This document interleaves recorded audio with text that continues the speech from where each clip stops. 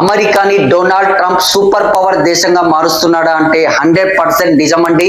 అమెరికాకు రెండు ప్రధాన శత్రువులండి జియో పాలిటిక్స్ లో. ఒకటి చైనా అండి, రెండోది రష్యా.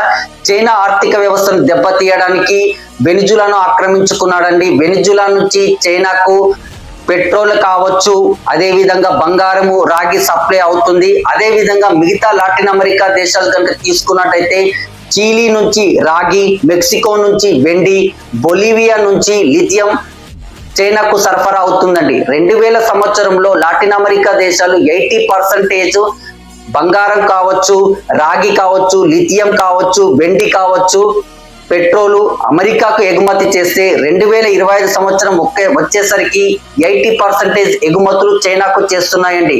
అందుకే వెనిజులాను ఆక్రమించుకొని మిగతా లాటిన్ దేశాలను హెచ్చరిస్తున్నారండి. ఎట్టి పరిస్థితుల్లో కూడా చైనాకు ఎగుమతి చేయొద్దని చెప్పేసి అమెరికాకే ఎగుమతి చేయాలని, ఆ విధంగా చైనా ఆర్థిక వ్యవస్థను దెబ్బకొట్టడానికి ఒక ప్లాన్ చేస్తే రష్యా ఆర్థిక వ్యవస్థను దెబ్బకొట్టడానికి ఇంకొక ప్లాన్ చేస్తున్నాడండి. రష్యా ప్రధాన ఆర్థిక వ్యవస్థ వచ్చేసి యురేనియం, ముడి చమురు అండి. ముడి చమురు, యురేనియం బ్రెజిల్, చైనా, ఇండియాకు సప్లై అవుతుంది. 500% టారిఫ్ విధించినట్టయితే ముడి చమురు ఎవరు కూడా రష్యా నుంచి తీసుకోరని, ఆ విధంగా రష్యా ఆర్థిక వ్యవస్థను దెబ్బకొట్టడానికి స్కెచ్ వేస్తున్నాడు డొనాల్డ్ ట్రంప్. ముడి చమురు తాము సప్లై చేయడానికి సిద్ధంగా ఉన్నామని ప్రపంచ దేశాలకు చెప్తున్నాడు. అందుకే వెనిజులాను ఆక్రమించుకున్నాడండి డొనాల్డ్ ట్రంప్.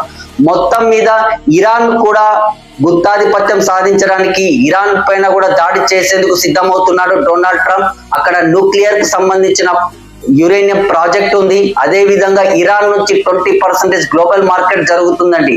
మొత్తం మీద చైనా, రష్యా ఆర్థిక వ్యవస్థను దెబ్బతీస్తూ ఇరాన్ పైన గుత్తాధిపత్యం సాధించేందుకు స్కెచ్ వేస్తున్నాడు డొనాల్డ్ ట్రంప్. మొత్తం మీద ప్రపంచంలో పెద్ద ఆర్థిక వ్యవస్థగా మారుస్తున్నాడు డొనాల్డ్ ట్రంప్ అమెరికాని.